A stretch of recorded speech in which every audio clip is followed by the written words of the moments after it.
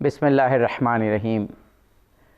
ناظرین محترم، خداوند قدوس نے، خالق کائنات نے انسان کو اس دنیا میں آزمائش کے لیے بھیجا ہے۔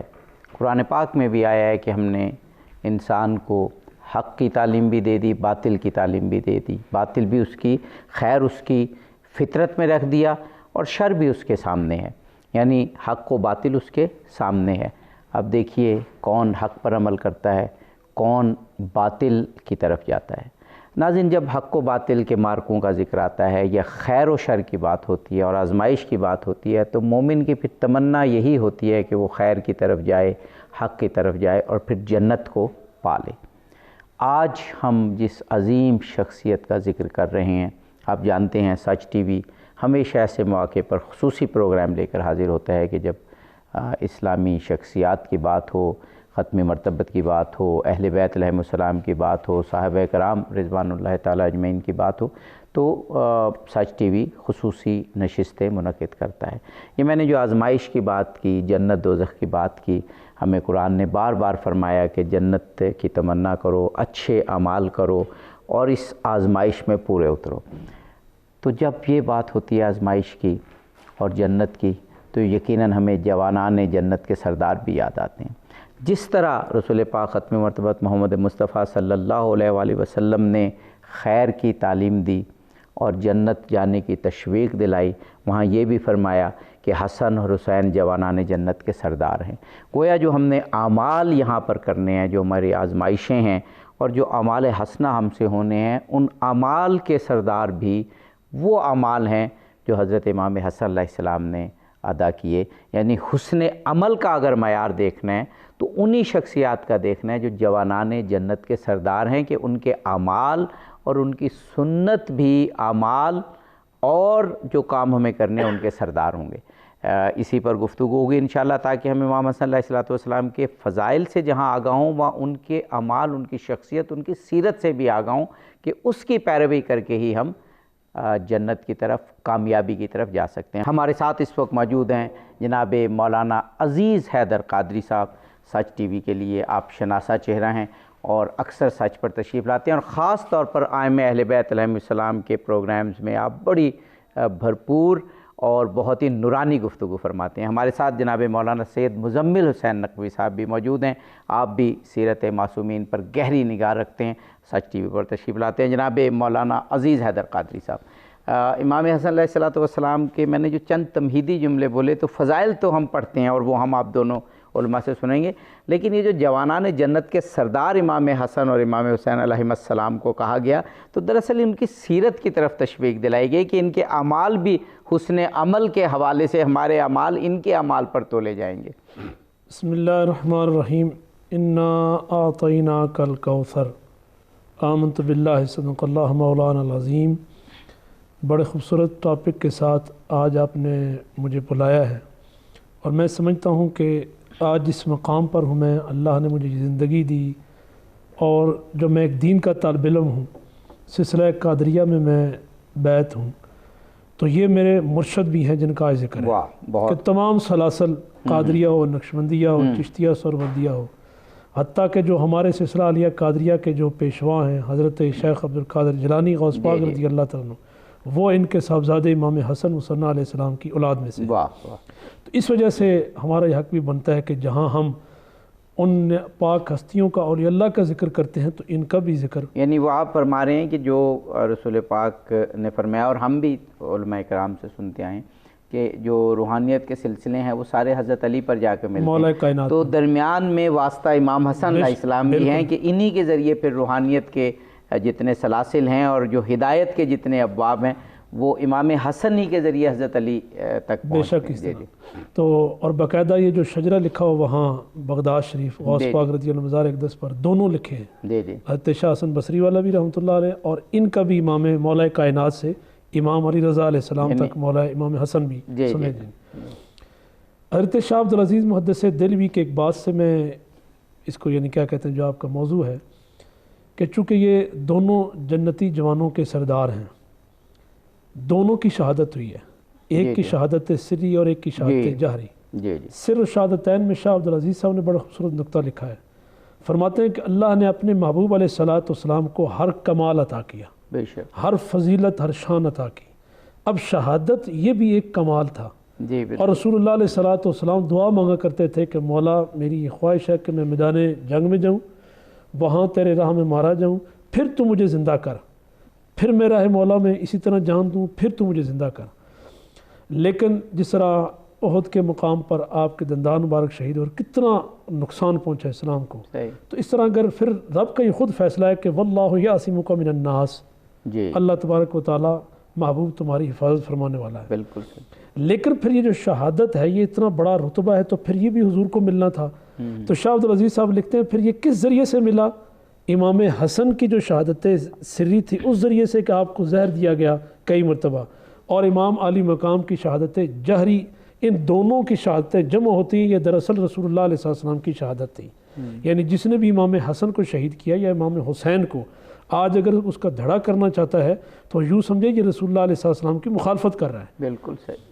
تو اس وجہ سے اب جنتی جوانوں کے سردار، اور پھر یہ کہ نبی پاک علیہ السلام، اور پھر حضرت پیر مہر علی شاہ صاحب رحمۃ اللہ علیہ کی مجھے ایک بات یاد آ گئی کہ اللہ نے جتنے بھی کمالات نبی کریم علیہ السلام کو دیے، یعنی منبع بنایا انہیں، ان کا فیضان سب سے بہتر جو اپنا بہترین طریقے سے وہ آل محمد کے ذریعے بے شک. کائنات میں پھیلا. کوئی شک نہیں. اور پھر آپ کہہ رہے ہیں کہ سیرت کے ان کے جو کام اعمال ان کے اگر دیکھے جائیں تو جو رسول اللہ علیہ السلام نے فرمایا کہ میں تم میں دو بھاری چیزیں حدیث ثقلین چھوڑ کے جا رہا ہوں، بالکل ایک قرآن اور ایک میں اپنی اہل بیت. بالکل. حتیٰ کہ ترمذی میں جو روایت ہے وہ چونکہ ایک تو نا کہ بعد کی روایت ہے غدیر خم کے موقع پر، یا بعد میں رسول اللہ علیہ السلام نے ارشاد فرمایا. یہاں روایت ہے کہ وہ اپنا کیا کہتے ہیں کہ اس وقت حجۃ الوداع کے موقع پر بالکل حضرت جابر بن عبداللہ انصاری رضی اللہ عنہ کہتے ہیں کہ لوگ ابھی منتشر نہیں ہوئے، اپنے اپنے مقام و ٹھکانوں کی طرف نکلنا ہی چاہتے ہیں کہ رسول اللہ علیہ السلام نے سب کو روک لیا. اب اس وقت رسول اللہ علیہ السلام نے فرمایا کہ میں تم میں دو اعلیٰ چیزیں چھوڑ کے جا رہا ہوں، لیکن ساتھ اسی حدیث میں فرمایا کہ یہ دونوں اکٹھی رہیں گی حتیٰ کہ حوض کوثر تک آ کر میرے پاس آ کر ملیں گے. اس کا مطلب یہ کہ قرآن کو جو صحیح طریقے سے، اللہ کے دین کو جو صحیح طریقے سے آل محمد نے جس طرح امت تک پہنچایا یا دنیا تک پہنچایا، اس کی کوئی مثال نہیں. جی کوئی میں بے شک بے شک. جناب مولانا سید مزمل حسین نقوی صاحب قبلہ ابھی جیسے بات کر رہے تھے، مجھے سوال کرتے ہوئے خیال آ رہا تھا کہ جو ہم نے تمہیدی جملوں میں بھی کہا کہ فضائل و سیرت امام حسن علیہ السلام، تو میں سوچ رہا تھا کہ فضائل ہم نے تاریخ سے یا کسی اور طریقے سے کیا لینے؟ فضائل تو خود رسول پاک اتنے زیادہ فرما گئے امام حسن علیہ السلام کے کہ اگر وہی صرف اور صرف وہی احادیث ہم پڑھ لیں کہ جو امام حسن کے بارے میں ہیں علیہ السلام تو شاید یہ پروگرام گزر جائے. تو ہمیں کچھ فضائل جو امام حسن علیہ السلام کے رسول پاک کی زبان اقدس سے ہیں وہ آپ فرمائیے گا. ایک روایت تو حضرت ابو ہریرہ نے نقل کی ہے. جی جی. وہ رو رہے تھے تو امام حسن علیہ السلام کو دیکھا تو کسی نے پوچھا کیوں روتے ہو؟ تو کہتے جب بھی میں حسن کو دیکھتا ہوں مجھے رونا آ جاتا ہے. کہتا کیوں؟ کہتے ایک دن میں نے دیکھا کہ رسول خدا بچے کو چومتے ہیں اور یہ کہتے ہیں اللہم انی احبہ، پروردگارہ میں اس سے محبت کرتا ہوں. احب ہو تو بھی اس سے محبت کر، اور اس کے بعد بھی ایک جملہ کا کہ جو اس سے محبت کرے تو بھی اس سے محبت کیا کر. اسی طرح ایک عروہ باقی سے حدیث ہے، وہ کہتے میں نیا آیا تھا مدینہ میں، میں دیکھا کہ رسول خدا کے زانوں پہ دو بچے بیٹھے ہوئے ہیں. تو رسول خدا ان کو چومتے بھی ہیں، سونگھتے بھی ہیں.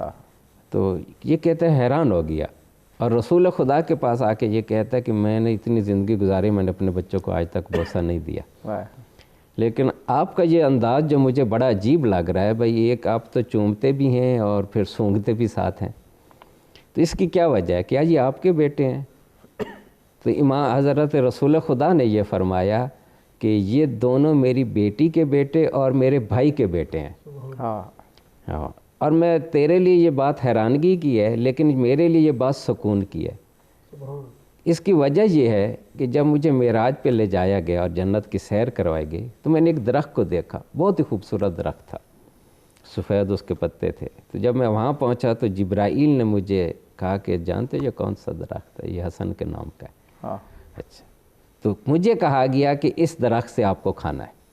تو میں نے اس درخت سے کھایا.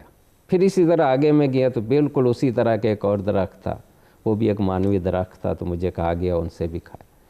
تو امام یہ کہتے ہیں کہ مجھے ان درختوں کی خوشبو کے بہت اشتیاق ہوتا تھا. جب بھی مجھے زیادہ اشتیاق ہوتا تو میں اپنے بچوں کو چومتا تھا, سونگھتا بھی تھا. جو ہی میں ان کو سونگھتا تھا مجھے وہ جو اشتیاق ہوتا تھا نا جنت کا, وہ ختم ہو جاتا تھا.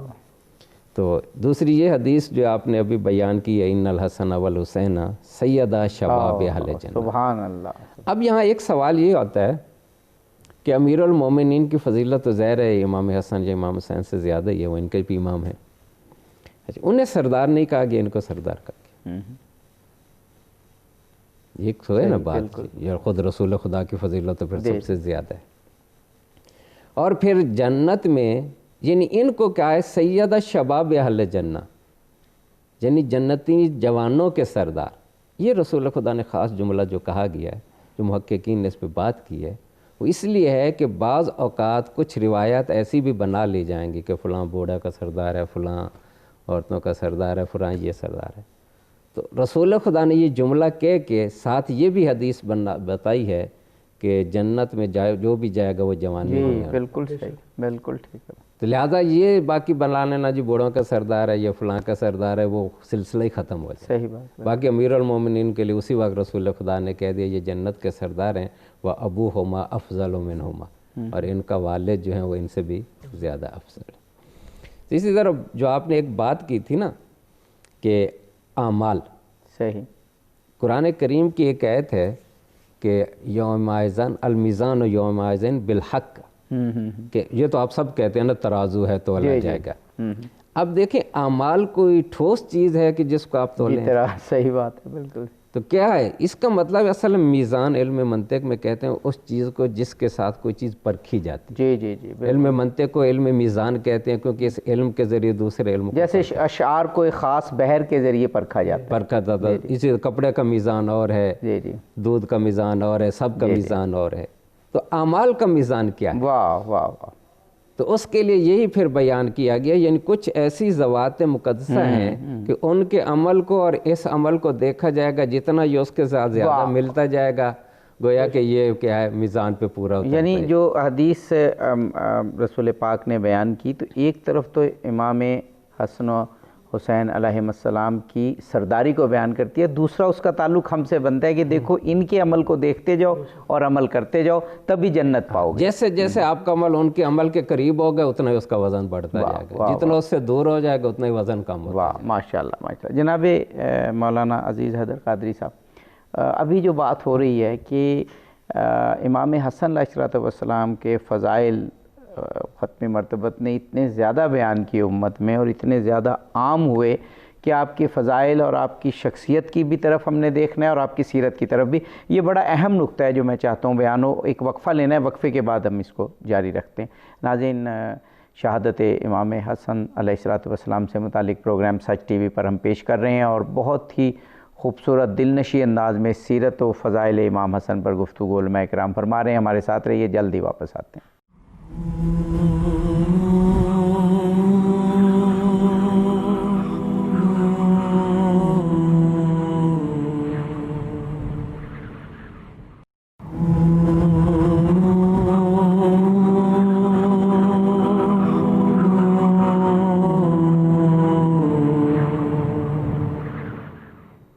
ناظرین, پروگرام میں ایک مرتبہ پھر آپ کو خوش آمدید کہتے ہیں. پروگرام میں حاضر خدمت ہیں امام حسن علیہ السلام کی شہادت سے متعلق پروگرام, اور ان کی سیرت پر, ان کے فضائل پر گفتگو ہو رہی ہیں. جناب مولانا عزیز حیدر قادری صاحب ہمارے ساتھ موجود ہیں, اور جناب مولانا سید مزمل حسین نقوی صاحب. جناب مولانا عزیز حیدر قادری صاحب, میں امام حسن علیہ السلام کی فضیلت, ان کے فضائل اور سیرت کے حوالے سے گفتگو بھی ہو رہی تھی کہ خود رسول پاک نے آپ کے اتنے فضائل بیان فرمائے ہیں کہ اگر اس کے مختلف پہلوؤں کو ہم دیکھتے رہیں, کہیں پر فضیلت کی بات ہو رہی ہے, کہیں پر ان کی اطاعت کی بات ہو رہی ہے, کہیں پر ان کو جوانان جنت کا سردار کہہ کر ان کے اعمال کے حوالے سے بات ہو رہی ہے کہ دیکھو ان کے اعمال بھی اعمال کے سردار ہیں, ان کو دیکھتے جاؤ اور عمل کرتے جاؤ. فرمائیے. حضرت سیدہ طیبہ طاہرہ سلام اللہ علیہ جب اپنے دونوں بچوں کو لے کر رسول اللہ علیہ السلام کی بارگاہ میں آئیں وصال سے قبل, کہ ان کو کچھ عطا فرمائیے, صحیح، تو آقا علیہ السلام نے فرمایا حسن کے لیے میری طرف سے ہیبت اور سرداری ہے۔ بالکل صحیح، آج دیکھیں کہ امت مختلف فرقوں میں، جماعتوں میں بٹی ہوئی ہے، تقسیم ہوئی ہے،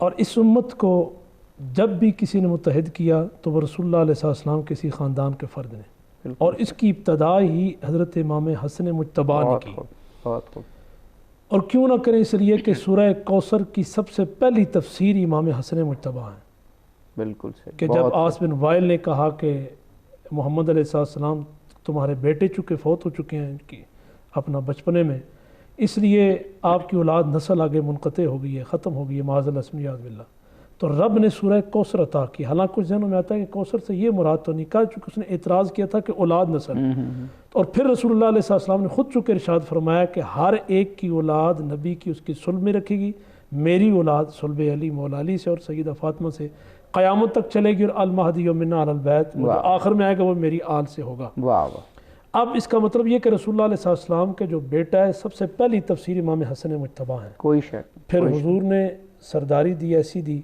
کہ اس حدیث کو چونکہ سارے ایکسیپٹ کرتے ہیں حدیث، اور یہ تواتر کے ساتھ دیکھیں امام حسن کی کیا کہتے ہیں فضائل کے کیا کہنے ہیں، واہ، صحابہ میں بھی ان کا شمار، بے شک، خلفائے راشدین میں ان کا واہ شمار، واہ واہ، اور پھر اس کے بعد آیت تطہیر میں ان کا شمار، واہ واہ، جنتی جوانوں میں سردار ان کا واہ شمار، واہ واہ، اولاد رسول چلی تو ابتدا انہی سے۔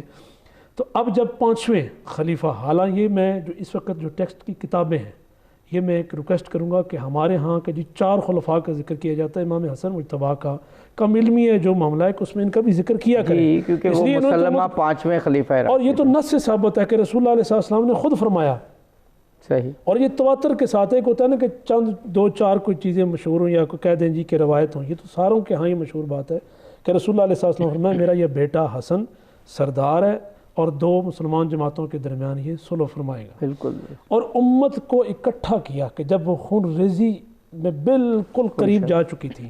اس پر قلندر لاہوری علامہ اقبال نے بڑا خوبصورت اسی کی طرف اشارہ کیا ہے۔ آپ فرماتے ہیں کہ آن یکے شمع شبستان حرم حافظ جمعیت خیر الامم، کیا بات ہے، کہ دیکھ لیں کہ اس وقت اس امت کی حفاظت اگر کی ہے تو اکٹھا کیا ہے تو وہ امام حسن مجتبیٰ نے۔ جی، آگے بھی ان کے اشعار میں انہوں نے ذکر کیا کہ امت کے اتحاد کی خاطر اور بغض و کینے کی آگ کو بجھانے کی خاطر تاج پر تخت و تاج کو ٹھوکر مار دی۔ اور کیوں نہ مار، دیکھیں کہ رسول اللہ علیہ السلام کے اگر وہ الفاظ مبارک کی طرف اگر انسان غور کرے، حضور نے فرمایا کہ میرے بعد 30 سال تک خلافت رہے گی، اس کے بعد دانتوں سے کاٹنے والی ملوکیت بادشاہت شروع ہو جائے گی۔ جی، تو اب جو ہی سورج غروب ہونے سے پہلے آپ نے فوراً چھوڑ دیا کہ چونکہ اب بادشاہت شروع ہونے لگی ہے، لیکن امت کو خون ریزی سے بھی بچا لیا، اور پھر رسول اللہ علیہ السلام کا وہ فرمان بھی یہ نص سے ثابت ہے، پھر بھی ان کا ذکر اگر یعنی نہ کر سکیں جی، بالکل تو بالکل، امت کو اگر اکٹھا کیا، اتحاد کا درس دیا، تو وہ سیرت امام حسن مجتبیٰ۔ اور پھر دیکھیں کہ آخر میں جو آئیں گے امام مہدی علیہ السلام، وہ بھی کل کائنات میں سب کو اکٹھا کریں گے، بالکل حضور صحیح، کی وہ بھی اولاد میں سے ہوں گے۔ بے شک، تو جب بھی امت پر کوئی مشکل وقت آیا تو امت کو اکٹھا کیا، خون ریزی سے بچایا، اسلام کے جھنڈے کو نیچا نہ ہونے دیا، بلند کیا، تو وہ آل محمد کے میں تمہیں 2 باری چیزیں چھوڑ دیا، قرآن اور ایک آل محمد۔ واہ، سبحان اللہ۔ جناب مولانا سید مزمل حسین نقوی صاحب، ایک اور چیز جو بعض اوقات شبہ پیدا کیا جاتا ہے تاریخ میں، اس کے ازالے کے لیے سوال کرنا چاہوں گا کہ اگر رسول پاک ختم مرتبت محمد مصطفیٰ صلی اللہ علیہ وآلہ وسلم امام حسن علیہ السلام کو جوانان جنت کا سردار فرما گئے ہیں، اس کے بعد آپ ان کے فضائل فرما گئے ہیں، پھر آپ یہ فرما گئے ہیں کہ یہ میرے دونوں بیٹے امام حسن اور امام حسین علیہ السلام یہ امام ہیں، خواہ کھڑے ہو جائیں خواہ بیٹھ جائیں، یعنی خواہ صلح کر لیں اور خواہ قیام کریں، تو پھر کوئی گنجائش نہیں رہتی اس بات کی کہ ہم تاریخ کھنگالنا شروع کر دیں، اور جو امام حسن علیہ السلام کے حوالے سے تاریخ میں، اور ہمیں پتہ ہے کہ کس وجہ سے جو کچھ لکھا گیا، ہمیں تو رسول پاک نے جو فضائل بیان کیے ہیں اس کی روشنی میں سیرت کو پڑھنا ہے اور اس سے ہدایت حاصل کرنی ہے، روشنی حاصل کرنی ہے۔ جی، یہ حذیفہ یمانی سے ایک روایت ہے، وہ کہتے ہیں کہ میں یہ بتا رہا ہوں کہ آپ امام حسن علیہ السلام کو جب کہا امام ہیں، اور ہمارا یہ عقیدہ ہے کہ امامت اللہ کی عطا کردہ ایک چیز ہوتی ہے، تو اللہ جب یہ منصب دیتا ہے تو اس کے جو لوازمات ہیں وہ بھی ساتھ دیتا ہے۔ یعنی اس جیسے علم ہے، شجاعت ہے، عبادت ہے. اب سب نے کہا کہ سب سے بڑے اپنے دور کے عبادت گزار امام حسن، سب سے بڑے زاہد امام حسن. حتیٰ کہ مروان نے یہ جملہ کہہ دیا تھا. کسی نے کہا تھا تو بڑی دشمنی تھی، پھر بھی ان کے جنازے میں آپ شریک ہو رہے ہیں. تو کہا کیسے شریک نہ ہو، سب سے بڑا عبادت گزار اور سب سے بڑا زاہد جا رہا ہے. صحیح. واہ. تو امامت کی جو ایک سب سے بڑی نشانی ہے نا، وہ علم ہے. کوئی شک نہیں. اس لیے نبی کو بھی رسول خدا کو اللہ یہ کہہ رہا ہے کہ ہم نے تمہیں وہ تمام چیزیں عطا کر دی جو نہیں جانتا تھا. تو حذیفہ یمانی یہ کہتے ہیں کہ ہم رسول خدا کے پاس کوہ عہد پہ پاس بیٹھے ہوئے تھے، تو رسول خدا جو ہے نا ایسے دیکھ رہے ہیں. ہم نے بھی دیکھا تو کیا دیکھا کہ حسن بچے ہیں 6 سال 7 سال کے، بڑے وقار سے سکینہ سے چلے آ رہے ہیں. تو رسول خدا بھی دیکھ رہے ہیں، لیکن رسول خدا کے دیکھنے سے اندازہ یہ ہوتا تھا کہ کسی ایک بندے کو نہیں دیکھ رہے، کچھ 3-4 ذوات کو دیکھ رہے ہیں. تو حضرت بلال نے پوچھا بھائی آپ کس کو دیکھ رہے ہیں؟ تو رسول خدا نے کہا کہ یہ میرا بیٹا جو آ رہا ہے نا، اس کے آگے آگے جبرائیل چل رہا ہے، پیچھے پیچھے میکائیل جا رہا ہے. واہ. اچھا، یہ میرا کیا ہے؟ ثمرۃ قلبی قرۃ عینی، یہ میری آنکھوں کی ٹھنڈک ہے، یہ میرے دل کا سرور ہے. ٹھیک ہے نا، یہ تمہارا سید ہے، یہ میرے بعد ہادی ہے. ویحیی آثاری، اور یہی میرے آثار کو بھی زندہ کرے گا. یہ کہہ رہے تھے. جب امام حسن قریب آئے تو امام حسن کو گود میں بٹھایا، چوما پیار کیا. اتنے میں کہ رابی آ گیا. تو رابی رسول خدا کو دیکھ کے کہتا ہے کہ مجھے آپ سے بڑی سخت نفرت ہے. کیوں بھائی تجھے کیوں نفرت ہے؟ کہ آپ نے ناحق جو ہے نا دعویٰ کر رکھا ہے نبوت کا، اور لات و عزیٰ کو آپ برا کہتے ہیں، خدا ہیں. تو جب تک آپ جو ہے اس کی دلیل نہیں دیں گے تو میرے نگلے آپ منفور ترین انسان ہیں. تو رسول خدا نے یہ کہا کہ اگر میرا عضو تجھے جواب دے دے، عضو کہنا رسول میرا ایک ٹکڑا، وہ کہتا ہے یہ کیسے ہو سکتا کہ عضو بولے؟ چلو زبان تو بولتے، باقی عضو کیسے بول سکتا؟ وہ کہتا ہے عضو کیسے بولے؟ تو امام حسن کی طرف اشارہ کر کے کہتا ہے ھذا عضوی، یہ میرا عضو ہے، یہ تیرے سوالوں کے جواب دے سکتے. تو اس نے کہا مذاق کرتے ہیں آپ؟ ایک بچے کے سامنے آپ مجھے کھڑا کر کے کہتے ہیں کہ اس سے آپ پوچھ لیں، یہ آپ کو جواب دے گا. تو اس وقت امام حسن علیہ السلام بولے ما غبین ابن غبی، کہ تو کسی نا سمجھ سے سوال نہیں کر رہا، بل فقیہن و ایضاً انت الجہول، بلکہ تیرے سامنے ایک فقیہ کھڑا ہے اور تو جاہل ہے.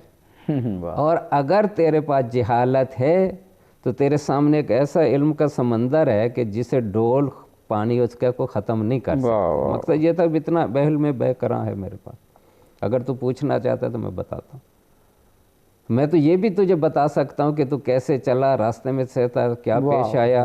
ٹھیک ہے نا، تو رات کو چلا تھا، فلاں مقام پہ آندھی آ گئی، وہاں سے تو جدا ہو گیا تھا، پھر تو اتنا بھٹکتا ہوا یہ آیا تھا، اور تیرے ان لوگوں نے کہا کہ تو اگر تو محمد کو قتل کر دے گا تو ہم یہ چیزیں دیں گے. تو حیران ہو کے کہتا ہے کیا تو میرے ساتھ تھا اس وقت کہ تجھے اس طرح کی باتیں معلوم ہیں؟ تو اس وقت یعنی یہ واقعہ، اور وہ مسلمان ہو گیا تھا امام حسن علیہ السلام کو. پھر جب بھی دیکھتا تھا نا کہتا تھا ھذا ہدیۃ من رب العالمین، یہ اللہ کی طرف سے ایک ہدیہ ہے جو ہمیں ملا ہے، کہ ان کی وجہ سے ظاہر ہے میں راہ راست پہ آ گیا ہوں. بے شک. تو اس واقعے سنانے کا میرا مقصد یہ ہے کہ دیکھو جو رسول خدا نے کہا تھا انی تارکم فیکم الثقلین کتاب اللہ ہے و اطرت اہل بیت، یہ بعض روایت میں ہے. تو جہاں قرآن ہے پھر یہ ساتھ ہیں. جی. تو اس کا مطلب جو علم قرآن کے پاس ہے پھر ان کے پاس بھی ہونا چاہیے، ورنہ وہاں تو جدا ہی ہو جائے گی. قرآن وہ اس حدیث کا اصل مقصد جو ہے یہی نکلتا ہے. ایک وقفہ لینا ہے، وقفے کے بعد اس کو ہم جاری رکھتے ہیں. ناظرین، امام حسن علیہ السلام کی شہادت کے حوالے سے پروگرام اور بہت ہی خوبصورت انداز میں علماء کرام فضائل پیش کر رہے ہیں، سیرت پیش فرما رہے ہیں، اور پھر خاص طور پر امام حسن علیہ السلام کے وہ اعمال جو ہمیں، اور وہ سیرت، وہ خصائل جو ہمیں مد نظر رکھنے ہیں، اور پھر وہ اپنا کر ہمیں کامیابی حاصل کرنی ہے، جنت کی طرف بڑھنا ہے، جوانان جنت کی طرف بڑھنا ہے. اس پر گفتگو جاری ہے، ہمارے ساتھ رہیے.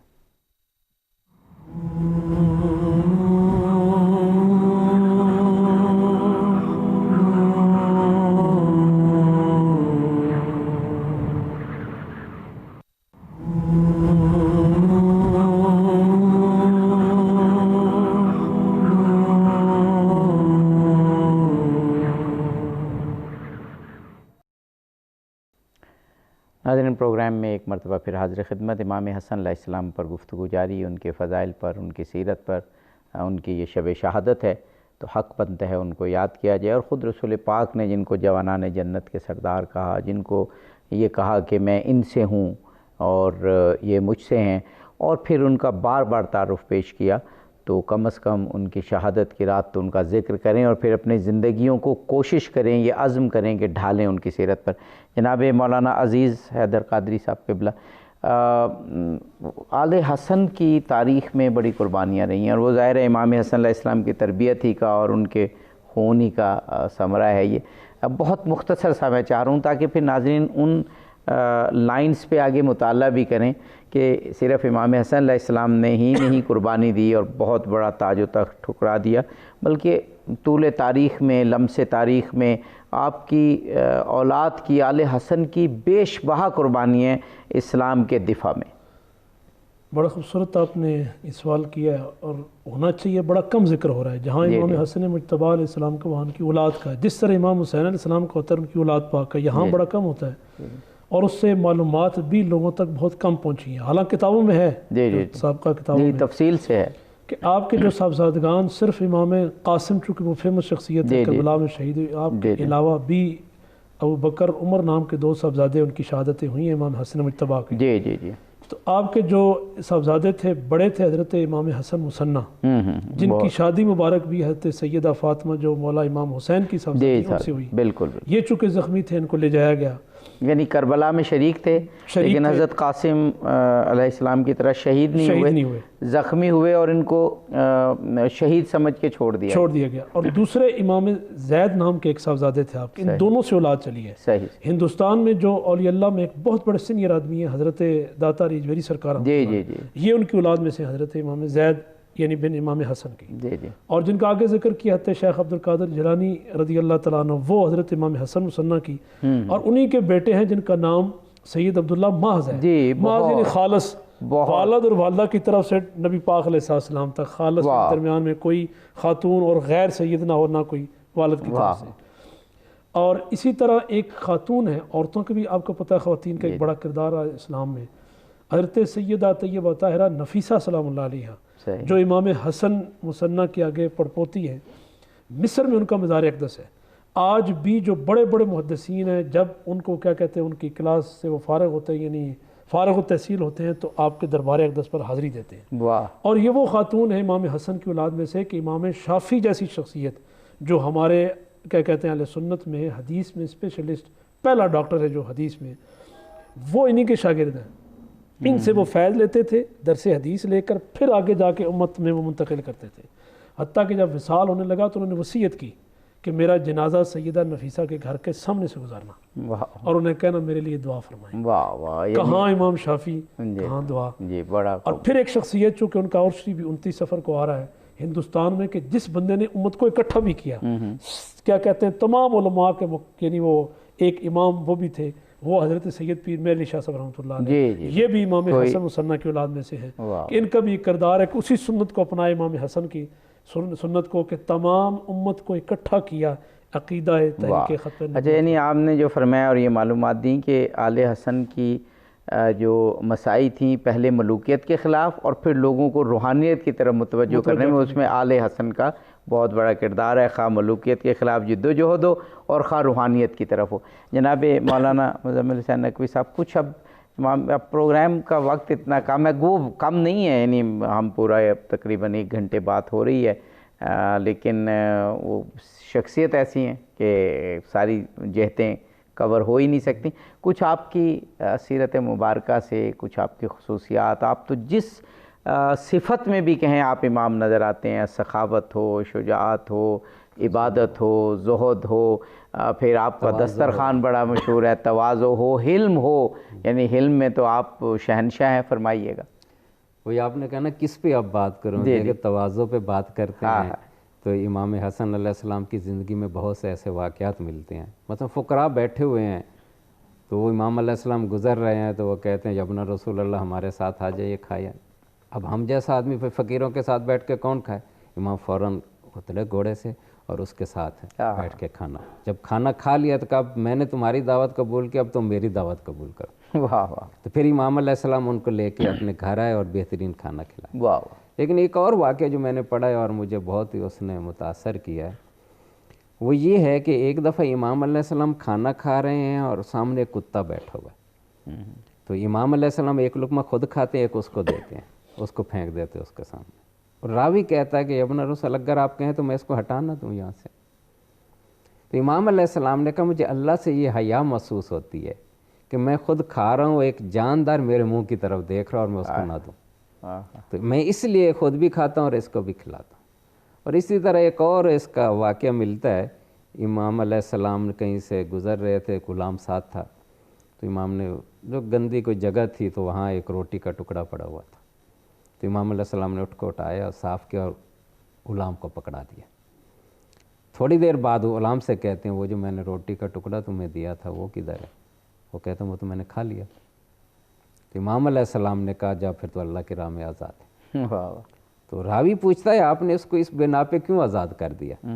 کہتے ہیں میں نے اپنے جد سے یہ سنا ہے کہ اگر اس طرح رزق کا کوئی کہ وہ گندی جگہ پہ پڑا وہ اٹھا کے کھا لیتا ہے تو اللہ اس کو آگ سے آزاد کر دیتا ہے. تو جب اللہ نے اس کو آگ سے آزاد کر دیا تو میں کیوں نہ اس کو غلامی سے آزاد یعنی رزق کی جو قدر ہے. اور آج کل یہ دنیا میں جب وسائل کم ہو رہے ہیں نا, پانی کے وسائل, رزق کے دوسرے, اور تو اس میں تو یہ بات بہت زیادہ صادق آتی ہے کہ رزق کے ایک ایک ذرے کو ضائع ہونے سے بچائیں. یعنی خود یعنی روایت کا یہ جملہ یعنی اللہ نے جہنم سے آزاد کر دیا. یعنی جو اس طرح قدر کرتا ہے, پھر مخالف آپ یہ بھی مفہوم لے سکتے ہیں کہ جو اس طرح رزق کی بے قدری کرتا ہے پھر اللہ اس کو جہنم میں ڈالے گا. ہاں اگر بالکل آپ کے. اور ہم دیکھتے ہیں ہم دعوتوں میں اور عام جگہوں پہ اتنا رزق ضائع کرتے ہیں, اور دوسری طرف ایسے لوگ ہیں جو ایک ایک لقمے کو بھی ترس رہے ہیں. کچھ اور آپ کا حلم کا تو آپ کو شہنشاہ کہا گیا نا کہ اخلاق اور حلم بہت مشہور ہے شامی والا. جی جی جی.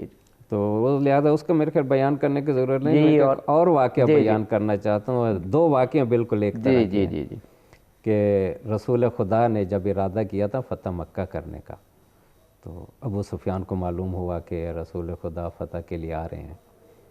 تو یہ آئے ابو سفیان تاکہ رسول خدا کو روکا جائے. منت سماجت کی بھئی نہیں آپ حملہ کریں, یہ کریں وہ کریں. تو رسول خدا نے کہا نہیں, صلح حدیبیہ میں جو طے بات ہو چکی تھی تم نے خلاف ورزی کیا, لہٰذا ہم حملہ کریں گے. تو جب نہیں مانے تو یہ باہر آئے تو انہیں امام حسن علیہ السلام پہ نگاہ پڑی. تو یہ امام حسن علیہ السلام کو اٹھا کے رسول خدا کے پاس لے جاتے ہیں کہ میں سفارشی لے کے آیا. تو قبل اس کے کہ رسول خدا جواب دیتے, امام حسن نے اس کے داڑھی کو پکڑا اور کہا قل اشہد ان لا الہ الا اللہ محمد رسول اللہ وکنت شفیعا لہ, کہ اگر تو یہاں شہادت کی گواہی دے اللہ کی وحدانیت کی, محمد کی رسالت کی, تو میں تیری شفاعت کرنے کو تیار ہوں. یعنی یہ جملہ کا رسول خدا کو اتنا پسند آیا یہ جملہ کہ رسول خدا نے فوراً ہاتھ اٹھا کے کہا الحمدللہ الذی جعل فی آل محمد من ذریت محمد نذیر یحییٰ, کہ میں تعریف کرتا اس خدا کی کہ جس نے آل محمد میں سے ایسی ذریت عطا کی جو بالکل یحییٰ بن زکریا کی طرح. یعنی ادھر تو شفاعت نہیں کی. اب اسی طرح کا دوسرا واقعہ جو میں جی جی ضرور, وہ یہ تھا کہ ایک شخص نے کوئی ایسا گناہ کر دیا تھا, اب رسول خدا سے اس کو بڑی شرمندگی ہوتی تھی, اور اس دن سے وہ غائب ہو گیا, رسول خدا کا سامنا نہ کرنا پڑا.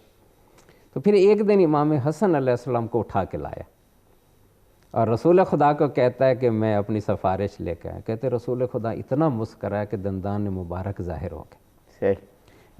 امام حسن نے اس کی شفاعت کی, چونکہ یہ مسلمان تھا اور توبہ کے لیے آیا, تو امام نے اس کی شفاعت قبول کر لی اور سفارش کی, اس کی نہیں کی. اور اس پہ پھر وہ آیت نازل ہوئی لو انہم اذ ظلموا انفسہم وجاءک, کہ میرے حبیب جب یہ اپنے اوپر ظلم کرتے ہیں پھر تیرے پاس آتے ہیں اور استغفار کرتے ہیں, اور تو بھی ان کے لیے استغفار کرتا ہے. یعنی اللہ نے یہ بھی کہہ دے چکے, میرے حبیب نے کہہ دیا کہ اس کو معاف کر دو, تو یہ اللہ کو رحیم اور کریم پر. واہ واہ, سبحان اللہ سبحان اللہ.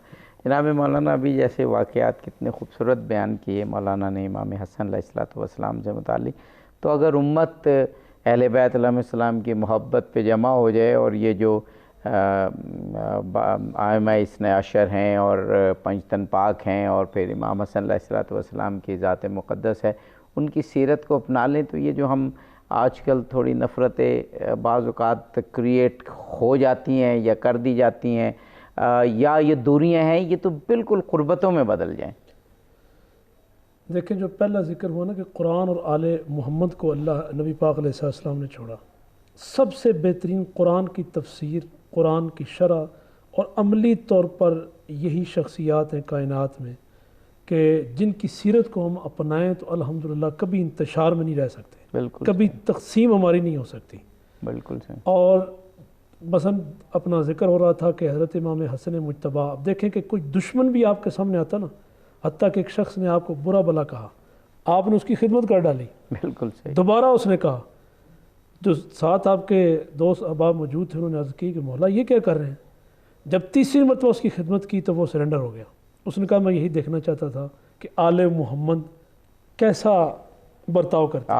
واہ واہ، تو یہ وہ گھرانہ ہے کہ دشمن آئے اس کو معاف کر دیتے ہیں، تو جو چاہنے والا ہو صحیح بات۔ ان کی محبت رکھے، جو محبت مودت فرض ہے، ان کی محبت رکھ کے ان کی سیرت کو بندہ اپنائے تو میں یہ سمجھتا ہوں کہ اس کی قبر اور آخرت کی منزلیں آسان ہو جاتی ہیں۔ بے شک بے شک بے شک۔ جناب مولانا آپ پروگرام کا وقت اب کم ہے تو 1-2 منٹ سیرت کے حوالے سے، فضیلت کے حوالے سے آپ کا میسیج، پیغام، اور 1 منٹ کے لیے جناب مولانا۔ بس میں اتنا کہنا چاہتا ہوں کہ رسول خدا کا یہ جملہ ہے اور یہ بہت اہم جملہ اگر اس پہ غور کر لیا جائے کہ لو کان العقل رجلا لکان حسنا، کہ اگر عقل مجسم شکل میں آتی تو حسن کی شکل میں۔ واہ واہ واہ، یعنی اس جملے پہ اگر آپ غور کریں نا تو اس سے یہ سمجھ آتا ہے کہ اگر پورا دین اور شریعت سمٹ جائے تو حسن کا نام ہے۔